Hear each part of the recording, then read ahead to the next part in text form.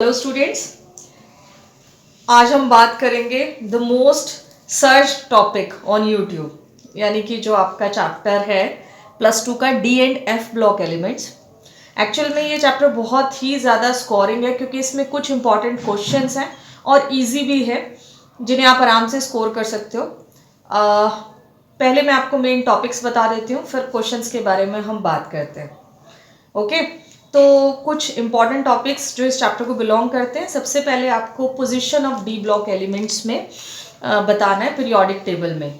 यहाँ पे position of D block elements का क्या मतलब हुआ, आप इसमें देखोगे दो बहुत ही मेजर क्वेश्चन हमारे पास बनते हैं, lanthanoid contraction and actinoid contraction.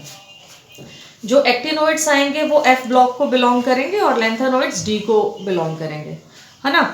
फिर हमें सेकंड टॉपिक कवर करना है, वो है electronic configuration of D block elements. इसमें आपको इन जनरल इलेक्ट्रॉनिक कॉन्फ़िगरेशन क्या होती है डी ब्लॉक एलिमेंट की वो बतानी है, और इसमें भी आपका सेकंड मेजर क्वेश्चन कवर हो जाता है जो मोस्ट फ्रिक्वेंटली पूछा जाने वाला क्वेश्चन है कि क्रोमियम और कॉपर जो है वो एक्सेप्शनल बिहेवियर क्यों शो करते हैं इलेक्ट्रॉनिक कॉन्फ़िगरेशन के रिगार्डिंग। ठीक है, जो आपका थर्ड टॉपिक है वो आपको डी ब्लॉक एलिमेंट्स के कुछ इंपॉर्टेंट कंपाउंड्स बताने हैं। आपको पता है कि ट्रांजिशन एलिमेंट्स और डी ब्लॉक एलिमेंट्स में एक डिफरेंस होता है, वो आज हम इस लेक्चर में कवर कर लेंगे। और कॉम्प्लेक्सेस का मतलब ये हुआ बच्चा कि ये आप सबसे ज़्यादा यूज़ करते हो अलॉयज बनाने में। मींस ये हैवी मेटल्स होते हैं। मेटल्स तो आपके पास एल्कली मेटल भी है ना, जैसे कि आप कहते हो लिथियम है, पोटाशियम है, सोडियम है, और एल्कलाइन अर्थ मेटल्स भी हैं जैसे कि आपने बोला कैल्शियम है, मैग्नीशियम है। बट जो डी ब्लॉक एलिमेंट्स हैं वो उनसे अलग हैं, स्पेशल हैं, बिकॉज ये हाईली यू कैन से रिच क्लास है। इनके पास इलेक्ट्रॉन पॉजिटिविटी जो है बहुत ही फास्ट इलेक्ट्रॉन लूज करेंगे और इलेक्ट्रॉन रिच स्पीसीज में ये काउंट होते हैं। ठीक है, फिर अभी मैंने बताया कि दो major and most you can say मतलब मोस्ट एक्सपेक्टेड क्वेश्चन जो इस चैप्टर से आते हैं वो है लेंथेनोइड्स के ऊपर कि लेंथेनोइड कॉन्ट्रैक्शन क्या होता है, या एक्टिनोइड्स के ऊपर जो एक्टिनोइड कॉन्ट्रैक्शन क्या होता है। पांचों के पांचों टॉपिक तो इस लेक्चर में कवर नहीं होंगे, नेक्स्ट लेक्चर में फ्रिक्वेंटली अभी डाल दूंगी। And sorry for this late video. Actual में मुझे जो है स्टूडेंट्स ने बोला था टाइट्रेशन पे भी डालना है मुझे वीडियो, बट पहले मैं एक बार ये कवर कर दूं, देन टाइट्रेशन पे बात करेंगे हम। तो टाइट्रेशन तो प्रैक्टिकल पॉइंट ऑफ व्यू से, अदरवाइज आज हम डी एंड एफ ब्लॉक की ही बात करेंगे। Okay, now we talk about the general outer electronic configuration of D block elements. इनमें D 1 to 10 होगा, ऑब्वियसली 3D होता है, 2D तो होता ही नहीं है। तो जो डी ब्लॉक एलिमेंट्स आपको मालूम ही है वो थर्ड जो है D से शुरू होंगे, तो ये 3D से होगा 1 to 10। ओके, और फिर जो ये S लिखा है मैंने NS 1 to 2, ये N हुआ फिर 4S, क्योंकि 3D से शुरू हुआ, प्रिंसिपल क्वांटम नंबर 3 होता है तभी हमारे पास D ऑर्बिटल आती है। तो ये जो इसके बाद मैंने NS लिखा है ये 4th ऑर्बिट की बात हो रही है। ठीक है, फिर हमने एक टॉपिक अभी स्टार्टिंग में बात की कि ट्रांजिशन एलिमेंट में और आपके जो डी ब्लॉक एलिमेंट्स हैं उनमें एक्चुअल में क्या फ़र्क है। हर एक डी ब्लॉक एलिमेंट ट्रांजिशन हो ज़रूरी नहीं है।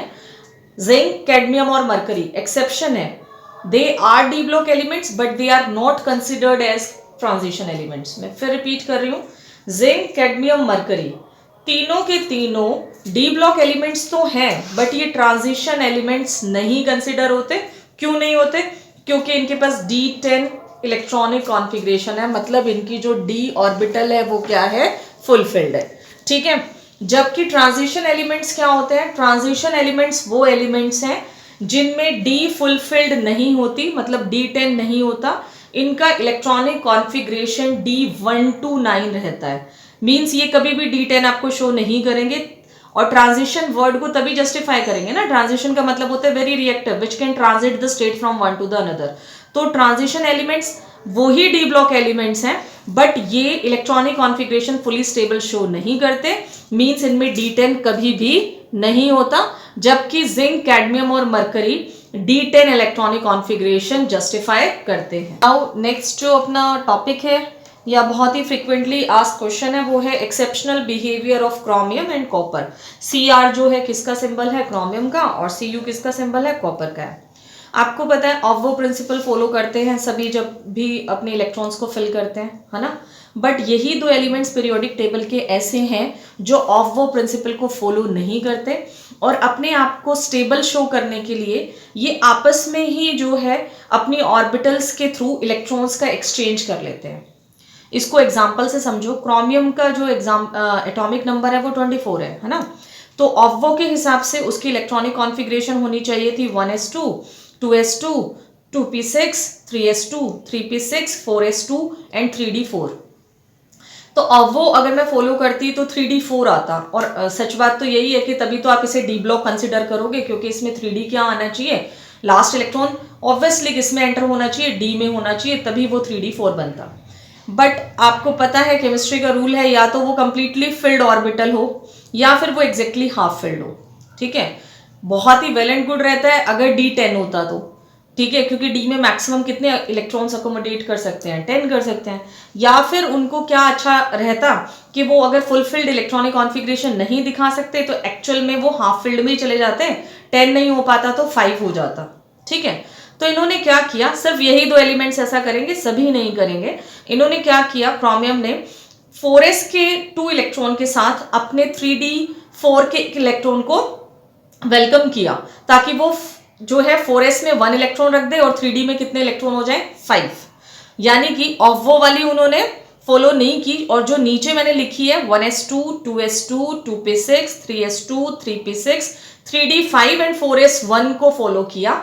This is after the reorganization of energy. And बच्चा आप लोगों को ये मेंशन करना पड़ेगा कि जो पहले वाली इलेक्ट्रॉनिक कॉन्फ़िगरेशन है वो एक्चुअल में अकॉर्डिंग टू ऑफवो है, बट जो नीचे वाली मैंने लिखी है वो after the reorganization of energy है। और ये इसलिए इन्होंने ऐसा कर लिया इन दोनों एलिमेंट्स ने, क्योंकि D5 करके वो एग्जैक्टली हाफ फिल्ड हो गया क्रोमियम। अब मैं कॉपर की बात करूं तो कॉपर का एटॉमिक नंबर 29 है। अगर ये ऑफवो फॉलो करते एलिमेंट ये वाला तो 1s2 2s2 2p6 3s2 3p6 4s2 और 3d9 होता है ना। बट अगर ये 4s से एक इलेक्ट्रॉन को अपने पास रख लेता है 3d, तो 3d10 हो जाएगा, मतलब वो एग्जैक्टली फुलफिल्ड इलेक्ट्रॉनिक कॉन्फ़िगरेशन में आ जाएगा। तो कॉपर भी वही सेम फिनोमिनन शो करेगा, रीऑर्गेनाइजेशन ऑफ एनर्जी वाला कंसेप्ट फॉलो करेगा और अपनी इलेक्ट्रॉनिक कॉन्फ़िगरेशन क्या कर लेगा after reorganization of energy, 1s2 2s2 2p6 3s2 3p6 3d10 and 4s1। and this is the most expected question from the D block elements. Okay, now next is D block elements are reducing agents. D block elements नहीं, सभी metals ही reducing agents होते हैं। तो rather अगर मैं बोलूं कि D block elements बहुत ही स्ट्रॉन्ग रिड्यूसिंग एजेंट है तो वो ठीक रहेगा, है ना। रिड्यूसिंग एजेंट्स को बच्चा लर्न करना है, राम करके R से रिड्यूसिंग हो गया, A से एजेंट्स हो गया, M से मेटल्स हो गए। यानी कि मेटल्स हमेशा रिड्यूसिंग एजेंट ही होते हैं। हाउ, ठीक है। रिड्यूसिंग एजेंट्स की डेफिनेशन आपने आई थिंक 8th क्लास से आप पढ़ते हो। these are the agents which bring the process of reduction, ठीक है, but itself get oxidized। मतलब ये वो एलिमेंट्स हैं जो दूसरे एलिमेंट को बोलेंगे कि भैया आप तो इलेक्ट्रॉन गेन करो, मतलब आप रिड्यूस हो जाओ, पर खुद क्या करेंगे, इलेक्ट्रॉन को लूज करेंगे। By self they are electron donors, but they are going to force the another element for electron gaining. मतलब ये मेटल्स होंगे, क्योंकि आपको पता है मेटल ही हमेशा इलेक्ट्रॉन को डोनेट करते हैं, और जिनसे जुड़ेंगे वो क्या होंगे, नॉन मेटल्स, क्योंकि आपको पता है कि नॉन मेटल्स ही इलेक्ट्रॉन को गेन करते हैं। ओके, तो जितने भी मेटल्स हैं वो सब ही रिड्यूसिंग एजेंट्स ही होते हैं, पर D block element strong reducing agents होते हैं क्योंकि ये हैवी मेटल्स हैं, गुड क्वालिटी मेटल्स हैं, इलेक्ट्रॉन रिच एलिमेंट्स हैं। Okay, now we are going to talk about magnetic behaviour of transition elements. बहुत से बच्चे इस डाउट के साथ होते हैं कि एक्चुअल में मैग्नेटिज्म शो ही कैसे करता है एलिमेंट। जिन भी एलिमेंट्स के पास अनपेयर्ड इलेक्ट्रॉन होते हैं वो हमेशा मैग्नेटिक बिहेवियर शो करेंगे। I am repeating once again, जो भी मेटल्स हैं जो अनपेयर्ड इलेक्ट्रॉन लेके बैठे हुए हैं वो हमेशा मैग्नेटिक बिहेवियर शो करते हैं, और मैग्नेटिक बिहेवियर को फाइंड आउट करते हैं हम एक फॉर्मूला से, म्यू, ठीक है। म्यू जो है वो डायपोल मोमेंट को कैलकुलेट करने के लिए यूज होता है, ठीक है।